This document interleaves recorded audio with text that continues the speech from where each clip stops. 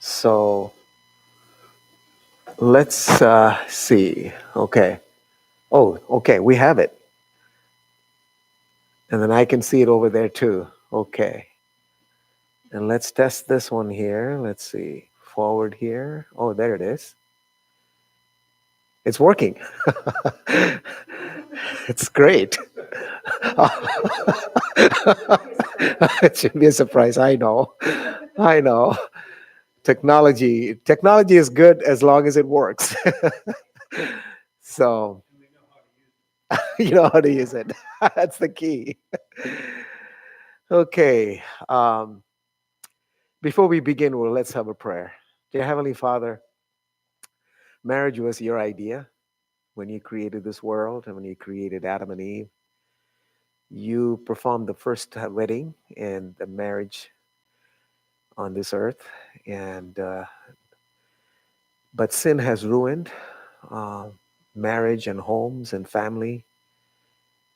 But Lord, you send your Son Jesus Christ to restore all relationships, and we want to thank you for that. And as we talk about marriage and family today, we ask that you will fill each of us with your Holy Spirit and draw each of us closer to you and closer to one another. We thank you for hearing our prayers. In Jesus' name, amen. I'd like to share some stories, true stories, before we get into the meat of our study this morning. It was late. She was in bed, reading, waiting for him to come home. When he walked into the room, she looked up and smiled. She opened her mouth to say something, but he walked past her without saying a word. They had been married for 12 years. She knew how these things exhausted him, and she had learned when to be quiet because he was on long trips. In just a moment, he returned from their closet and pausing beside the bed, his only words were, "I'm leaving. It's over. I just don't love you anymore." And with that, he tossed the keys to the house on the bed and he walked out of their bedroom, their home, and their lives together. Brian and Whitney have been married for just 7 years. Brian comes home from work one day and finds the house strangely silent. When he walks up to their bedroom, he discovers Whitney's closet is empty. Confusion soon gives way to panic, and Brian began furiously searching the house for some clue as to what has happened. In fact, um, in his hunt, he at first misses the obvious, a note pinned to a pillow on the bed. Trembling, he picks it up and reads, "Dear Ryan, this is the hardest thing I have ever done in my entire life, but it's the only way I know to get your attention. I've been trying to tell you for a long time that I couldn't go on with it, with things the way they are, but you wouldn't listen. Don't try to contact me. I just need space. Right now, I don't feel any love for you."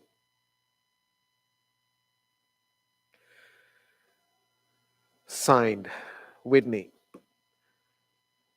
Listen to this. Campbell and Janet are on the third day of their honeymoon in the Caribbean, seated on the balcony of their hotel room overlooking the crystal green ocean and crystal white beaches. Janet believes it is the ideal setting for love.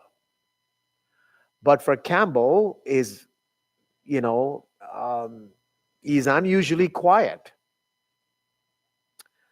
"What's wrong, dear?" she asks, reaching out for his hand. Campbell says, nothing, sweetheart. Nothing. It's nothing. No, really, something is bothering you. Please tell me what it is. Campbell looks away, a pained expression on his face. He's silent for a long time and then turns toward his new bride and he says, Janet, I have been struggling the last few days. With what, honey? It's only it's our third day on our honeymoon. What's bothering you? I'm not sure, he hesitates, trying to decide if he should say what's on his heart. Finally, he takes the plunge. Uh, I'm not sure if I should have married you.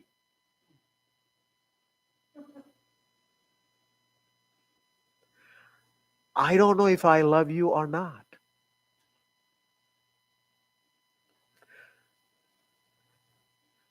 Why do marriages fail?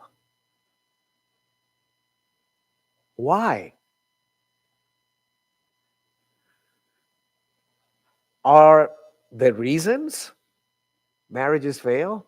Well, before we cover that, let me share some good news about marriage, okay?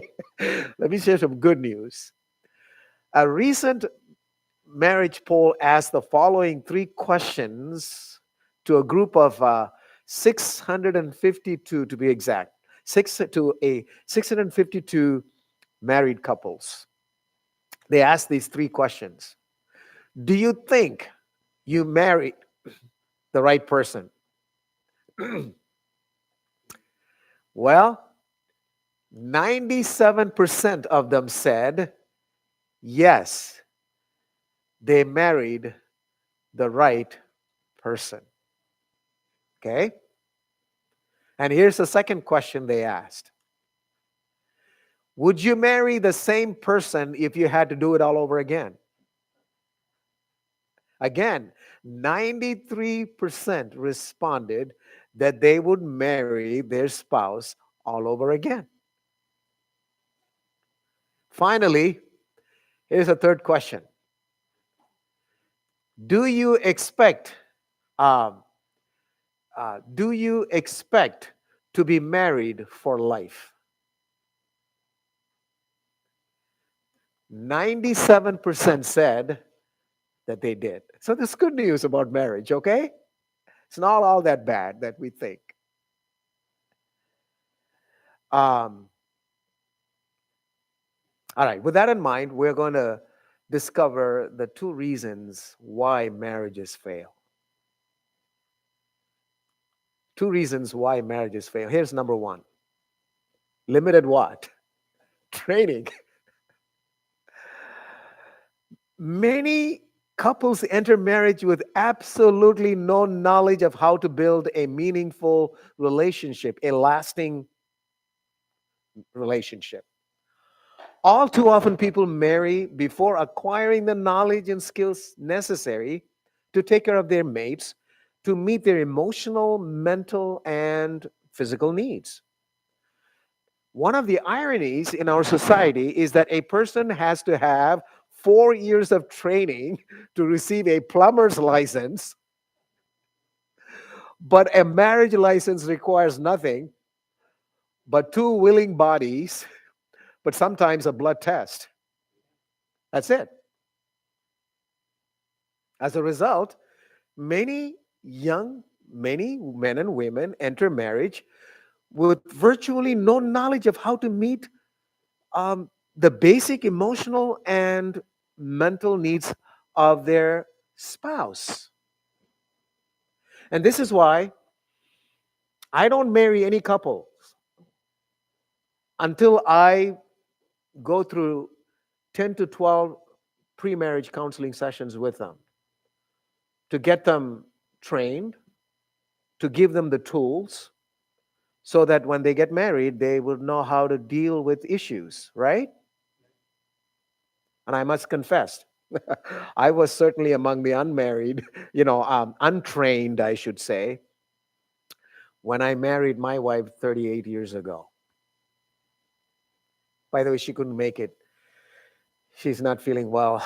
We went on a trip to Europe, and a few of us there got sick. uh, 2 days before our trip ended, some people were coughing, and my wife caught that, and she was coughing and nonstop. I'm okay. Okay, I'm okay. So, um, so I don't need to wear a mask. So don't worry about it. Okay, we're good. Anyway, um, it has taken me 38 marriage. It has taken me, I should say, pre-marriage counseling, prepare enrich marriage courses, and many years of learning to help me become a more loving husband. So when I got married to my wife 38 years ago, I was not an expert. Man, I'm not an expert now either, but you know, but I just virtually had no knowledge of how to talk to her, how to build a meaningful relationship with her. Okay. Um, it is difficult for a man to marry without knowing how to talk to his wife. Many enter marriage with absolutely no knowledge of how to build a meaningful relationship. Some don't even know that their wife needs what? Intimate communication. Often a man is completely unaware of his wife's sensitive nature. Many women step into marriage equally handicapped. Okay? Women don't understand that respect is to a man what romance is to a woman. Women don't realize that a man generally relies on reasoning and logic rather than being sensitive and intuitive. Okay? It is obvious then that if both husband and wife lack the knowledge and skills to meet each other's needs, their needs will go unmet. And so, one big reason marriages fail is because of limited training. Men and women enter marriage with no knowledge of what constitutes a good marriage. Okay. By the way, do you know the best method of communication is drive through listening? Let me explain that. Um, Famous family life educator named Gary Smalley. Gary Smalley calls this method of communication drive through talking. Um, Now, here's an illustration. It's like the experience you have at one of the fast food restaurants, drive through place. And if you can imagine, you pull up to the speaker to place your orders. It illustrates the best way to communicate what's on your mind. Drive through talking is when you say something to someone and you wait to hear it repeated back exactly the way you said it. Uh, this is McDonald's. Can I help you? And I'm ready to take your order, sir. And you tell them, I want a large French fry, you know, whatever you want. And then he or she repeats back, right? And and if she repeats or he repeats back exactly what you ordered, you say, yes, that's what I want. And if they say, you want a small fry? No, I didn't say small fry. I want a large fry. You correct that. Okay. So if the other person gets it right, if she or he can tell you accurately what you just said without somehow missing your meaning, you respond, yes, you heard me. You understand me. And if it is not right, you say, no, that's not what I said. And you repeat your message until the individual gets it right. Okay. Um, I encourage my wife to repeat. That's the only way I get it. Okay. And she tells me, how many times do I have to repeat? Are you listening? Okay. Uh, um, on the, once the other person reflects an understanding of what you meant to convey, you know you have communicated. And by the way, do you know physical touch is also a powerful vehicle for communicating marital love? I want you to listen to this. When I say physical touch, I don't mean sexual intimacy here. Physical touch, that's what we're talking about here. From his research and interviews and counseling with hundreds of women, uh, here's what Gary Smalley found or discovered. In his book, Making Love Last Forever, on page 44, 144, here's what he writes.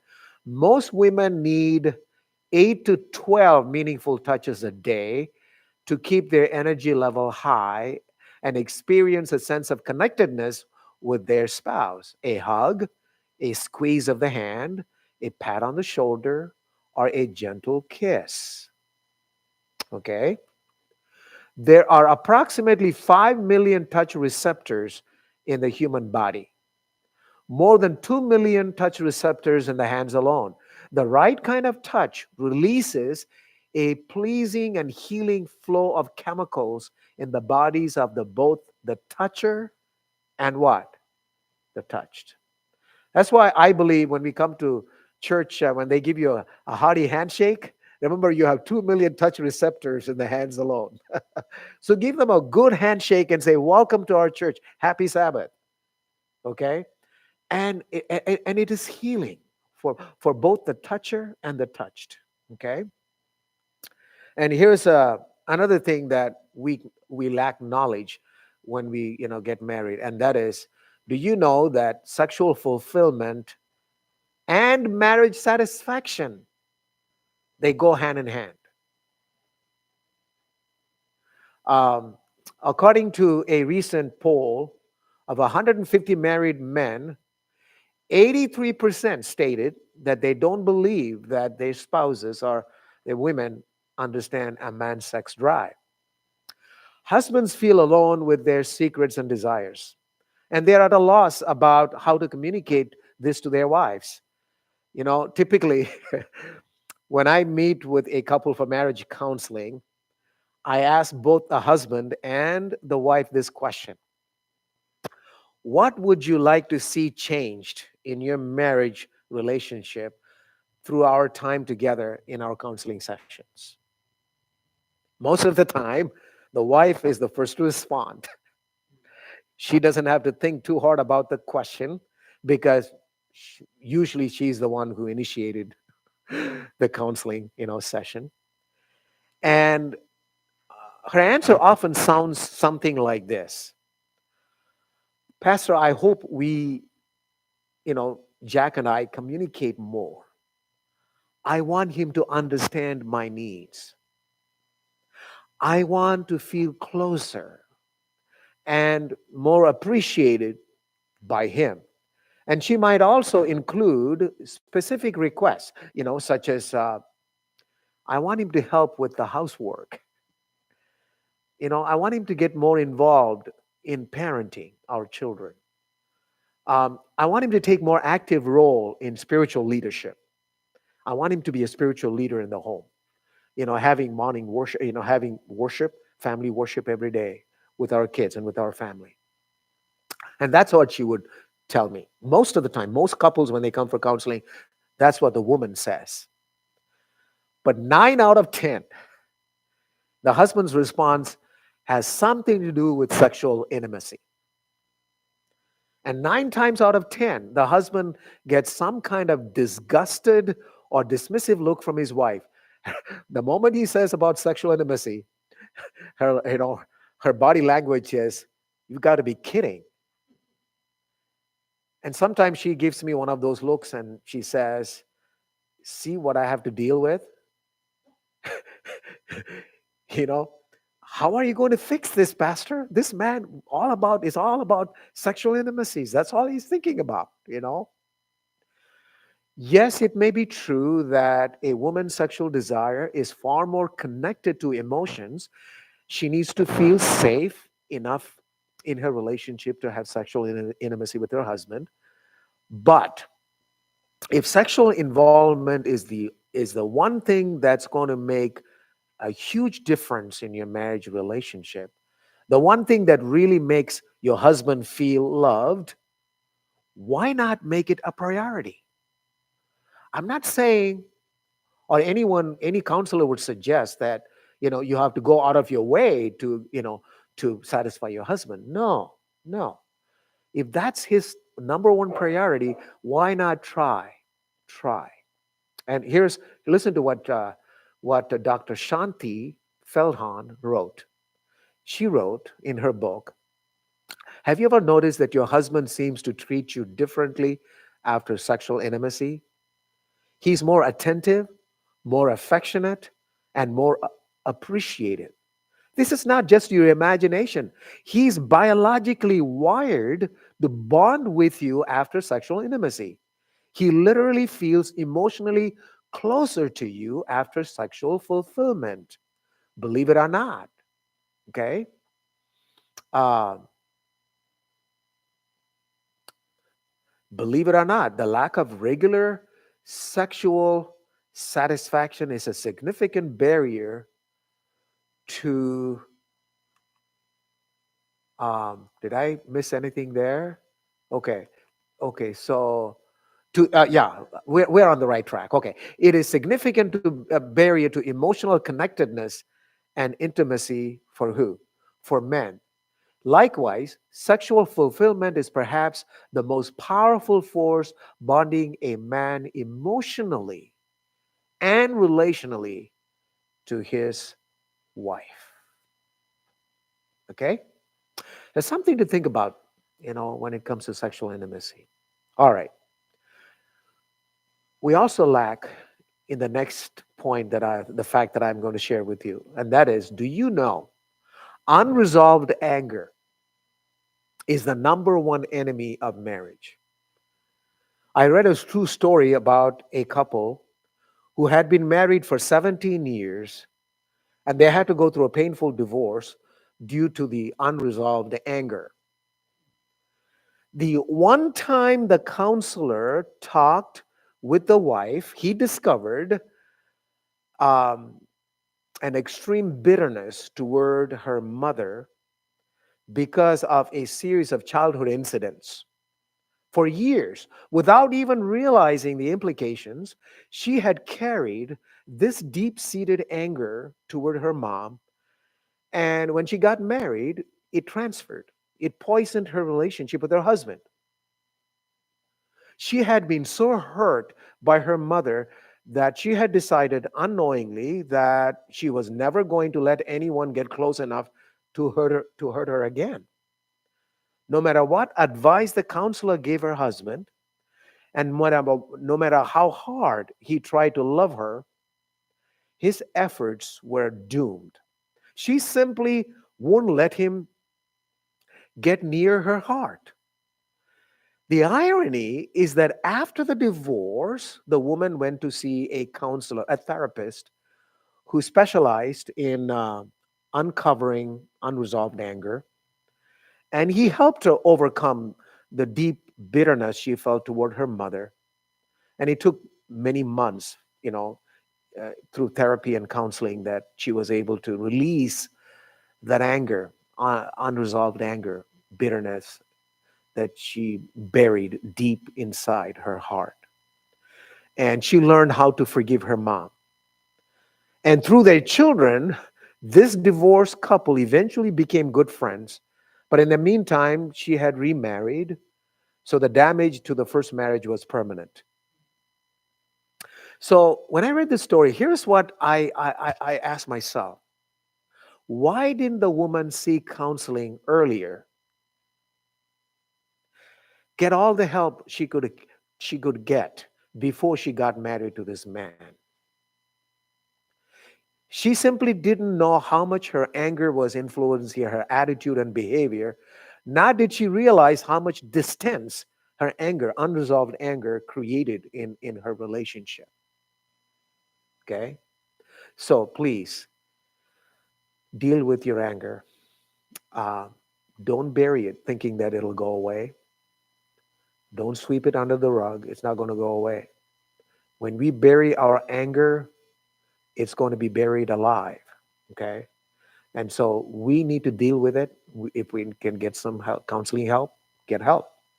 Okay, here's next thing that we have to learn, and to enrich our marriage. Do you know security is the number one secret to a great marriage? husbands. This is for husbands. If you would ask your wife this question, what do you want from me more than anything else? So that if I gave it to you, you would say, this is the best gift you could have given me. I needed this most of all. I need this most of all.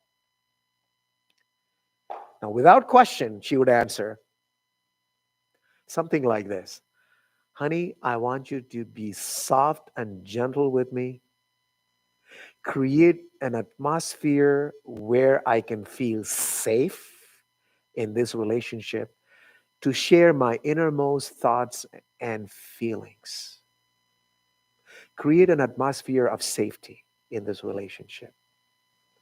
Dr. Bob Paul, director of the National Marriage Institute, has discovered that when you feel safe, you automatically open up and share more and more of your deepest self. As you continue opening up, the best friend relationship begins to happen naturally. Um, Here's a true story I read about uh, to illustrate this story illustrates what I'm trying to say here. Heather's first ambition was to be a mother, but due to taking of her own invalid mother, Heather did not marry Troy until she was 32. Troy worked as a fireman, but he was very good with his hands, and he had a real talent for fine cabinet work. And he often dreamed of starting his own cabinet business. Heather also worked, and so they had put aside a pretty good savings. Troy hoped to use that savings to open up his cabinet shop someday. Heather knew Troy's dream, but she wanted to start their family soon, and so they would need that money for expenses when their household no longer had two incomes. But for a long time, Heather could not bring herself to tell her husband Troy that she was concerned that she could hear her biological clock ticking, and if they didn't start their family soon, it would be too late. Anyway, um, one evening after dinner, she said to him, honey, have I ever told you how much I want us to have a family? Troy responded, well, I figured you wanted kids. But honey, as soon as I get we get my business off the ground, we'll do whatever it takes to make that happen.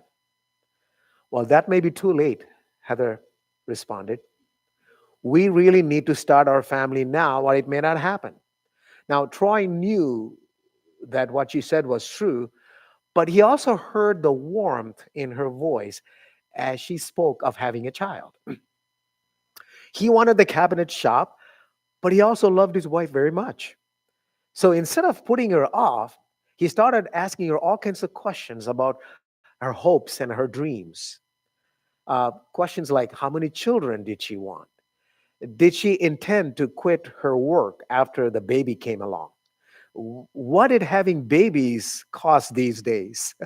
What kind of lifestyle would she settle for, if they didn't have as much money um, as they had planned? Anyway, Troy's interest in her dreams and the sincerity of his questions led Heather to open up and reveal her innermost feelings and dreams about how important family was to her. She was sensitive to his dreams as well. And as they talked things out, he decided cabinet making would make a great hobby. The tools and equipment, would cost only a fraction of the huge expense of opening a shop. And with a string of days off of as a fireman, he would have enough time to take on small orders and make considerable extra money without sacrificing family time. And who knows, maybe in time he could build his cabinet shop. After they discussed after he created an atmosphere of safety for Heather to share her innermost thoughts and feelings about her dreams and all that, after they discussed all that stuff, um, Troy looked at Heather and said, "Okay, honey, let's have that baby as, no, as soon as possible." In fact, Troy said, grinning, "Why don't we go upstairs and start right now?" Anyway, so here's the question. Wouldn't it be great to live with someone who really wants to share everything about yourself? Wouldn't it be great to have a husband or wife who is excited about discovering who you are, what you believe, how you think, what you do, why you do what you do, and what your dreams are, and what makes you stick? Wouldn't it make you feel secure to have someone who actually enjoys getting to know you and enjoys it when you change or mature? If that can happen in our relationship, Dr. Bob Paul says that is security. And actually, he defines security this way: security is the freedom to truly open up and be known at what? A deep, intimate level without fear of being blamed, criticized, judged, condemned, or perhaps, worst of all, deemed unacceptable. Well, that takes us to our next point. Do you know forgiveness accounts for about one third of marriage satisfaction? If you and I learn to forgive, one third of your marriage is satisfied. A few years ago, family life educators did an extensive research to see if any correlation between forgiveness and marriage satisfaction. They surveyed 300 couples who had terrible baggage, illicit affairs, emotional abuse, financial betrayal, you name it. And they asked these 300 couples all kinds of questions about forgiveness. And they made an intriguing discovery. They found that forgiveness accounts for about a third of marriage satisfaction. By the way, forgiveness is not a feeling. It is what? A choice. It is a decision. Feelings can be miserably misleading. Feelings are influenced by numerous conditions, both past and present, that have nothing to do with reality. Now, most of us have had the experience of going to bed being mad at someone, and then you sleep overnight, and then only when you wake up, and you're completely unable to remember why you were mad at that person in the first place. Why was I so angry? We ask ourselves. It wasn't that big deal because feelings fluctuate. They are not reliable. So you cannot rely on feelings alone to offer forgiveness to someone. Okay? I'm not saying we ignore our feelings. That's our next point. Forgiveness is not ignoring our pain or our feelings, okay? Does forgiving another person mean we are to ignore or hide or bury our pain? Absolutely not. To say that forgiveness is not a feeling in no way implies that the painful emotions we experience are unjustified or unnatural or, or unchristian. In fact, it is safe to say that forgiveness always begins with feeling the pain, not hiding it, not burying it, not ignoring it, not pretending like you really, when people ask you, how are you feeling? Oh, I'm fine.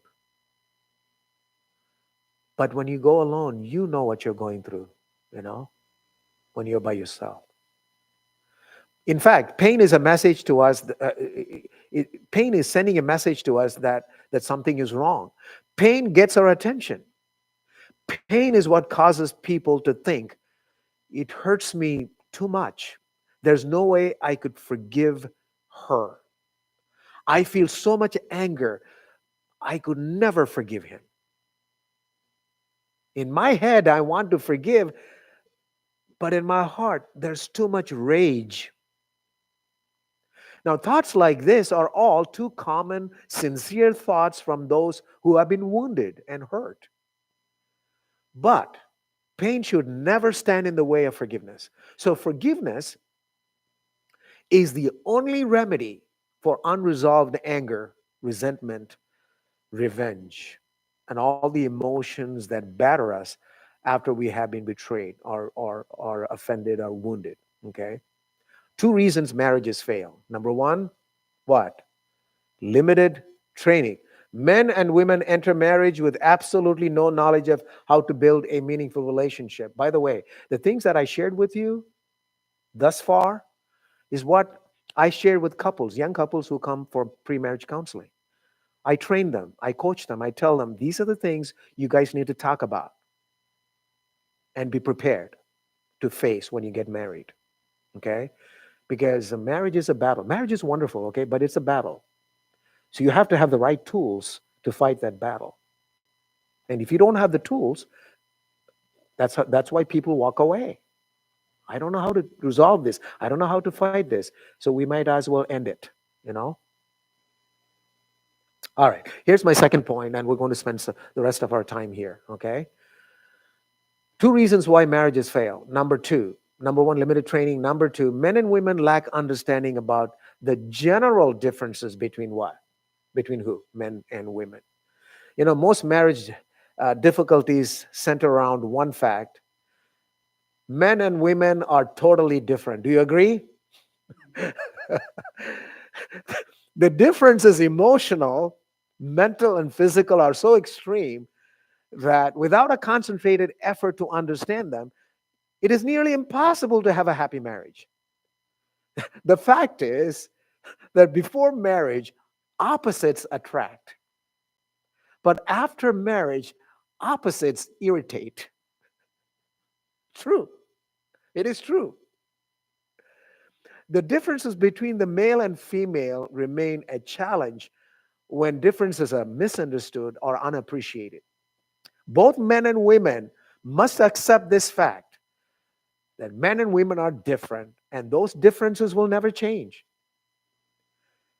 You must first understand and acknowledge those differences. Oh, this is how men think. This is how men act. This is how women think. This is how women act. You and I first must learn to understand and acknowledge those differences. And then we should try to bring out the best in each other. We should never tell each other, you know what, you need to change. But I'm a man. This is how, no, you need to change. Don't do that. Try to bring out the best in each other. I'm going to give you a couple of examples for this, okay? Um, let me put this on the screen.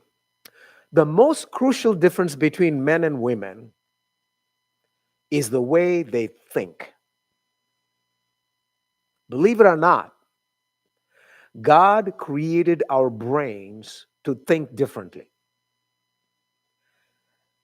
In 1981, Dr. Roger Sperry won the Nobel Prize in Medicine and Physiology for his breakthrough study on how the brain functions in male and female babies. Please listen closely.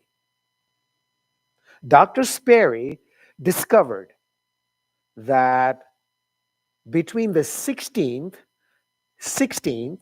and the 26th week of growing in his mother's womb, baby boys have chemical reaction in their brains that girl babies do not have. This means in the male babies, when they're in their mother's womb, two chemicals are released that slow down the development of the right side of the brain, which is the caring, sensitive, intuitive side of the brain. From that point on, the male baby child thinks primarily with the logical half of his brain for the rest of his life, while the female child continues to use both halves of their brain simultaneously. That's why girls are smarter and wiser. Okay? In other words, Dr. Sperry found out what all women already know, that all men are born brain damaged.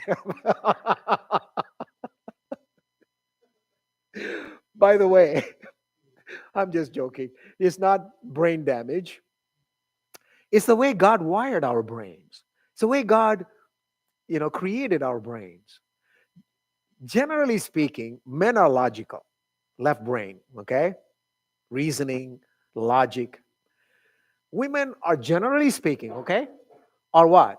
Right brain, sensitive, caring, right brain.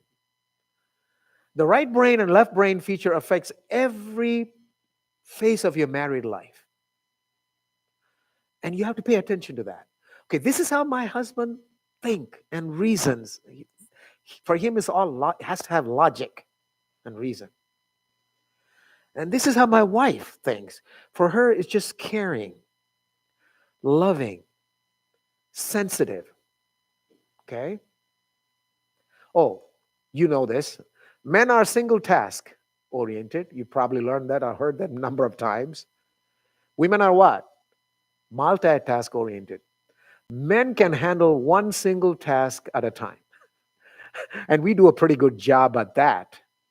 Do you know best designers and best cook in the world are men? Bobby Flay, Okay. You know why? We focus on one single task and we do it extremely well. We focus on a single task. And this is why we can handle one kid at a time. Imagine your wife comes home from work and she says, "Honey, you did a pretty good job with Johnny.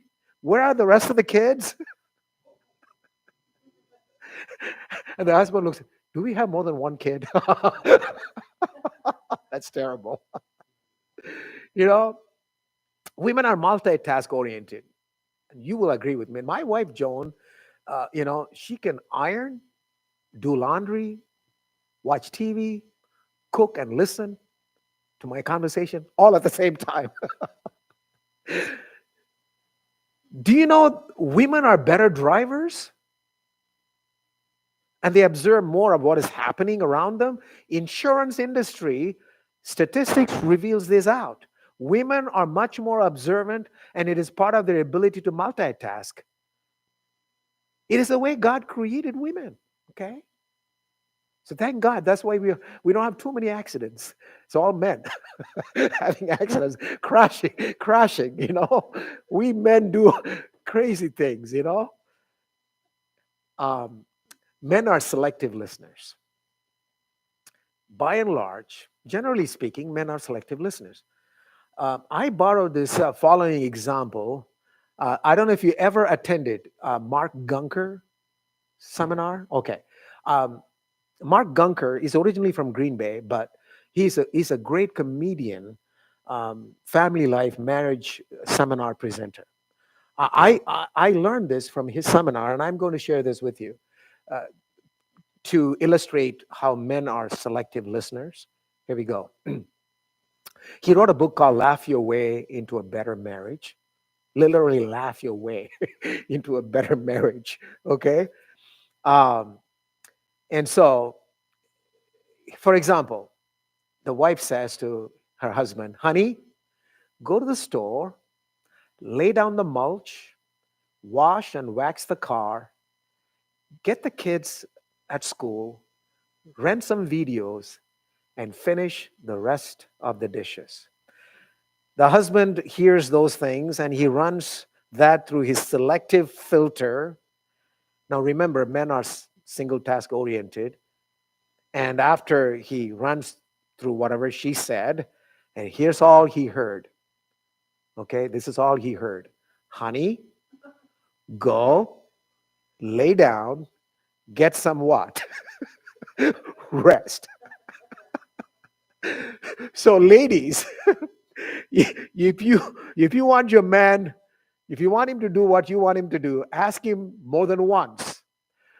I remember one of the church members came up to me after my sermon one day and said, Pastor, I don't know why my husband doesn't listen to me. You know, I asked him to paint the basement, 9 months ago, and he hasn't done it. So I asked her, how many times did you ask him? Only once. He's a big boy, you know. So you asked him just once and you expect him to finish the basement, paint the base? No, you got to bug him. You got to nag him. That's the only way you're going to get the job done, So men are what? Selective listeners, okay? Um, Here's another fact. Men tend to be what? Independent, and women tend to be what? They are interdependent. Now, this shows up clearly in the way young boys and girls play and disagree. Now, here's another funny thing I read from Gary Smalley's book.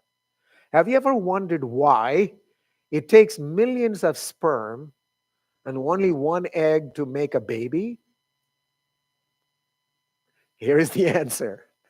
It's because maybe not one of those little surfers will stop and ask for what? Directions. That's why men have a hard time to stop at a gas station and say, hey, we are lost. Can you give it? Now, today we have GPS, but I'm talking about in the olden days, when there was no GPS. Men have a hard time to stop and ask for directions because men want to be what? Independent.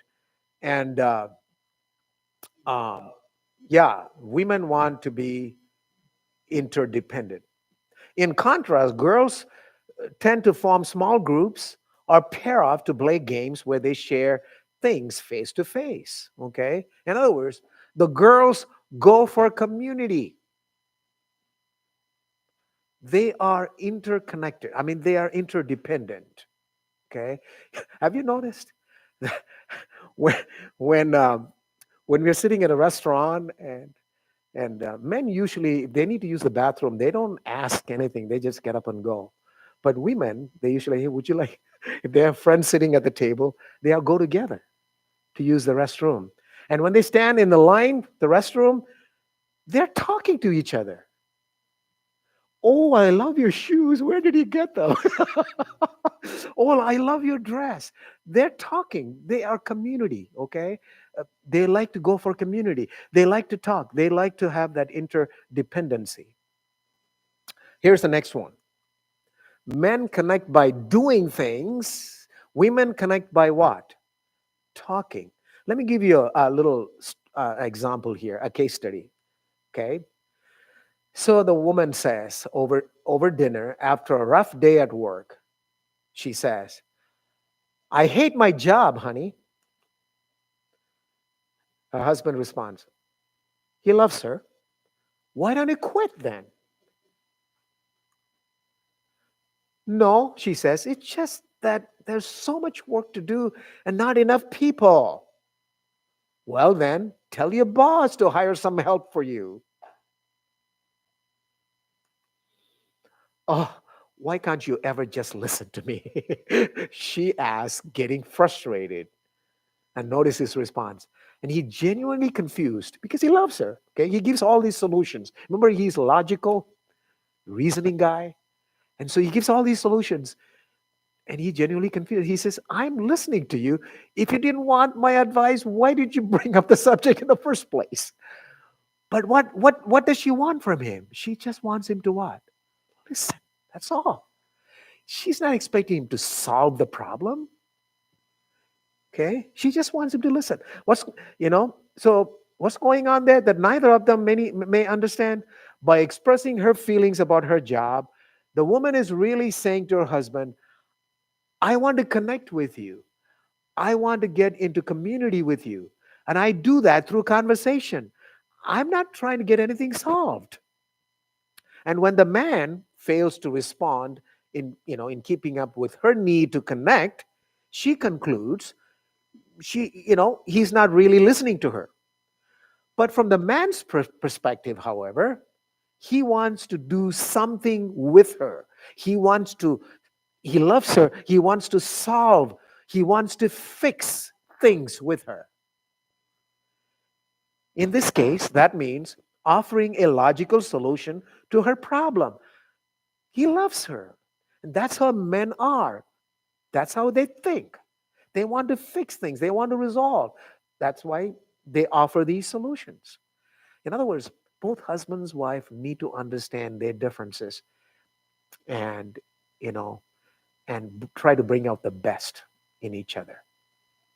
That's the point. All right. Men tend to what? Compete, and women tend to what? Cooperate. Now, this difference can help explain why a male may all of a sudden start an argument over something the wife had no idea would lead to a fight. Generally speaking, wives are more concerned about the state of their connection or relationship than about winning an argument. Okay? But we want to win. that's that's our, makeup. That's how our brain is wired. Okay? Let's move on. Men want to be respected, generally speaking, okay? By and large, women want to be what? Loved. Wives are made to love, they want to love, and they expect love. And many husbands fail to deliver that. Husbands are made to be respected. They want respect, and they expect respect. And many wives fail to deliver that. The result is that 5 out of 10 marriages land in divorce court because of this. Now, here's the problem. Without love from him, she reacts without respect. And without respect from her, he reacts without love. In one national study, 400 men were given a choice between going through two different negative experiences. And here's what they were asked. If they were forced to choose one of the following, which one would they prefer to endure? Okay? Which one would they prefer to endure? 400 men were asked to be left alone and unloved in the world, or to feel inadequate and disrespected by everyone. 74% of these men said that if they were forced to choose, they would prefer being alone and unloved in the world than to be disrespected by people. That's why men are ready and willing to give their lives for their country or for their family because, because of the honor and respect. Okay? One man who took this survey said, I would rather live with my wife who respected me but did not love me than live with a wife who loved me but did not respect me. So respect is number one for men. And of course, love is number one for women. All right? All right. My time is up. I'm going to wrap it up soon. Okay. Dr. James Dobson said, every aspect of a woman's emotional and physical existence is dependent on what? The romantic love she receives from her husband. Okay, that's what Dr. James Dobson says. In other words, according to Dr. James Dobson, when a man learns to love his wife in the way she needs to be loved, she will respond to him in a way that he never dreamed possible. Okay? That's what he's saying here. Okay? And one more quote, and then I have a story to conclude. A woman who is not properly loved by her husband can increase the possibility of ending up in the mental health hospital requiring psychiatric treatment, according to Dr. Nathan Ackerman. Now, here is a story that illustrates how a military officer loved his wife out of a mental health hospital. The psychiatrist had prescribed that his wife be admitted to the local mental health hospital. And when the husband heard that, he was stunned and challenged. He had no idea how to help her. So he sought counsel from the chaplain and learned that he should allow his wife to sit in his lap and allow her to share her true feelings about him and their relationship. And he followed this advice with great difficulty because it hurt to hear the things she said he was doing to weaken their marriage. And as she was sharing and talking, sitting in his lap, the telephone rang and he felt saved by the bell. But she was angry because she thought he would probably not return. But she overheard one statement he made on the telephone conversation that not only kept her from a mental breakdown, but it saved their marriage. After the call, she calmly snuggled back into his lap and continued her conversation. What had he said to his commanding officer on the phone? He simply said, "Sir, could someone else take that assignment tonight? I'm in the middle of a very important time with my wife. It is serious, and I really don't want to leave at this point. Please ask someone to take that assignment. I cannot leave." You see, that military officer had begun to prove to his wife that she was of high value to him than his job. As a result, her mental condition stabilized and she never had to go to the mental health hospital. Today, I would not trade my relationship and friendship with my wife, Joan, for anything on this earth. I'm finding that the more important a man's wife is to him, the more she encourages him to enjoy life. So if I put my wife as number one, of course, God is number one, but when it comes to relationship on this earth, if I put my wife as number one, she's going to encourage me to enjoy life. That's a secret.